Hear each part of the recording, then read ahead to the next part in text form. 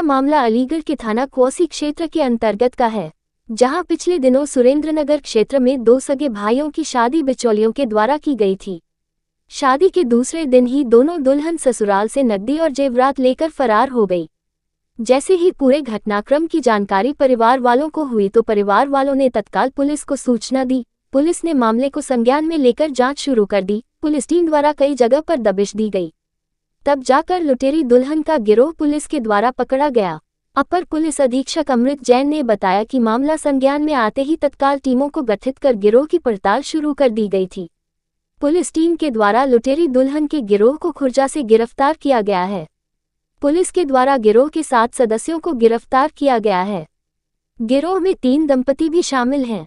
बिचौलियों के माध्यम से अविवाहित लोगों को चिन्हित कर गिरोह को जानकारी दी जाती थी, जिसके माध्यम से गिरोह के अन्य सदस्य रिश्तेदार बनकर शादी करने की शुरुआत किया करते थे और फिर शादी के बाद दुल्हन नकदी और जेवरात लेकर फरार हो जाती थी। अपर पुलिस अधीक्षक अमृत जैन ने बताया कि सुसंगत धाराओं में पूरे गिरोह के खिलाफ सख्त कार्रवाई की जाएगी। साकेत कॉलोनी सुरेंद्रनगर। किस तरह की घटना हुई है, क्या हुआ है? शादी क्या नाम है मेरी 16 तारीख को हुई थी और क्या नाम है 17 तारीख को है बाजार के बहाने ये भाग गई वहाँ से। और क्या नाम है फिर हमने बबलू को खबर दी, बबलू को बुलाया तो बबलू कह रहा है कि हमने तो 80,000 रुपये ले लिए, हमारा कोई मतलब नहीं, हमारे बस लड़की के यहाँ का। और ये क्या नाम है का मुसलमान। जो तुम्हारी पत्नी? हाँ जी। अब किस तरह की घटना की है तुम्हारी पत्नी ने तुम्हारे साथ? और कह रहे हैं उस बाजार के बहाने गए, बाजार ले जाने के बहाने भागी। बाजार आकर हमसे बोले बाजार जाना सवेरे, मैं सवेरे बाजार कहाँ खुल जाओ, फिर 10 साढ़े 10 बजे करीब गए। तुम्हारे कितने रुपए में शादी कराई थी? बबलू नाम है। कितने पैसे लिए? 80,000 रुपये। और बहू क्या क्या सामान ले गई?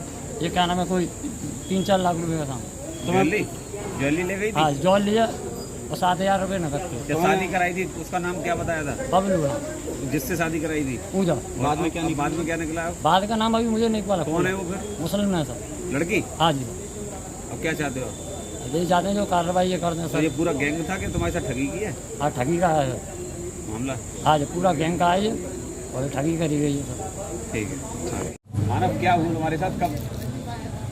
14 तारीख को ऐसा हुआ था कि जो बबलू और जो वो है पुष्पा देवी, वो इस समय जेल में है। तो उन्होंने लड़की दिखाने को मैं खुर्जा बुलाया था चामुंडा देवी मंदिर दशहरा पे।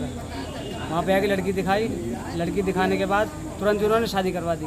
बोले हमने कि लड़की का घर देखना है, तो वही लड़की का घर आप शादी के बाद देख लीजिएगा कल। तो लड़की विदा होकर घर आई है, घर आके 2 दिन घर पर रही है। फिर तीसरे दिन बोली है वो कि हमारे यहाँ रिवाज है 1 दिन घर जाने का।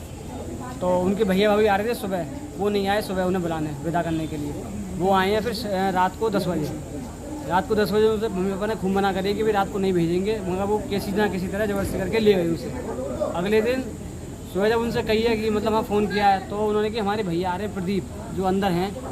प्रदीप ने यूँ कही है कि मैं आ रहा हूँ, मेरे संग आप वाली वहाँ खुर्जा जाना और विदा करा के ले जाना नेहा को।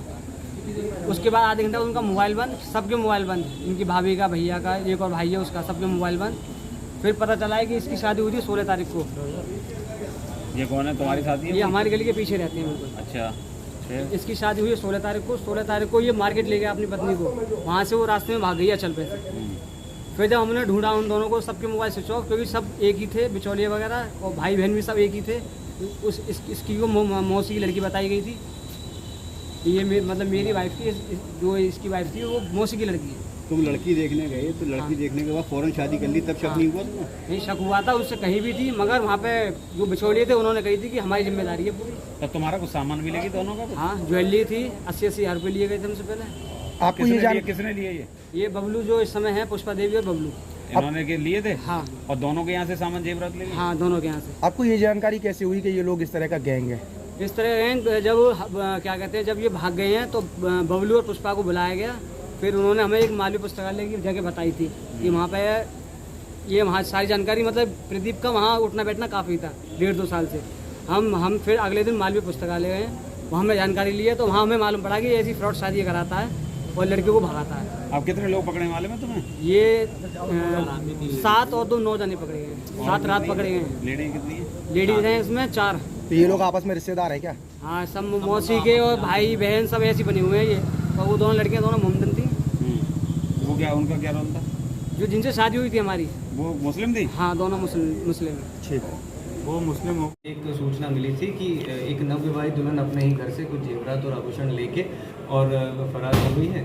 तो तुरंत ही एसएचओ क्वारसी ने कार्रवाई करते हुए उस पर एफआईआर दर्ज की और हमने एक स्पेशल टीम गठित की थी, जिसके तहत हमने 2 लोग तो अगले ही दिन गिरफ्तार कर जेल भेजे थे। और कल इस कार्रवाई में हमें एक बड़ी सफलता मिली, जिसमें कि 7 लोगों का एक गैंग जो कि अंतर्राज्यीय अंतर जनपदीय तौर पर सक्रिय था और वो इसी तरह के जो अविवाहित पुरुष होते थे उनको चिन्हित करते थे, उन्हें निशाना बनाते थे और उनसे विधिवत विवाह संपन्न करवाते थे। रिश्तेदारों कभी रिश्तेदार बनते थे, कभी बिचौलिया बनते थे और जहां नकदी और जहां आभूषण, जहां जेवरात जो मिल जाए वो सब लेके और फरार हो जाते थे।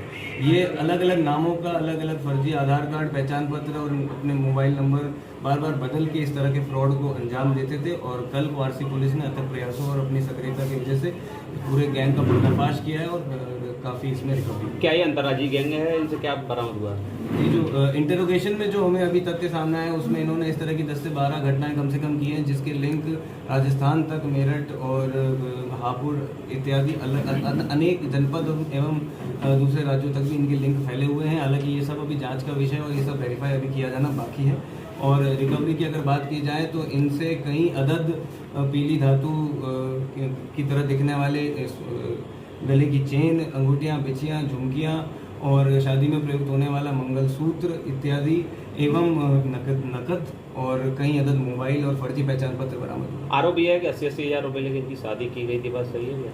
ये बिचौलियों के बीच में इनका अरेंजमेंट रहता था और ये कुछ पैसे दे के बिचौलिया दोनों ही तरफ से पैसे लेके और इनकी शादी करवाते थे। और ये पूरे ही गैंग मेंबर उस शादी में जो भी उन्हें जेवरात, आभूषण या जो भी इत्यादि प्राप्त होते थे वो सब ही का बंटवारा आपस में करके और अपना इसी तरह से अपना धन छुपाने की भी बात की गई है कुछ?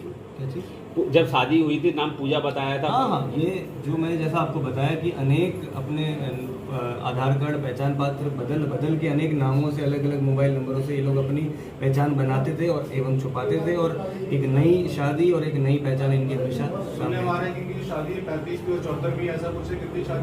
नहीं। ये तो अभी जांच का विषय, ये अभी हम लोग पूरी तरह से कंफर्म नहीं कर पाए हैं। जैसे कि मैंने इंटरोगेशन में बताया कि 10 से 12 टोटल मिला के शादियाँ करने की बात तो इन्होंने अभी तक कबूली है। हालांकि इसे भी हमें वेरीफाई करवाना होगा और ये सभी विवेचना में आगे प्रकाश में आएगा और आप लोगों को ठीक।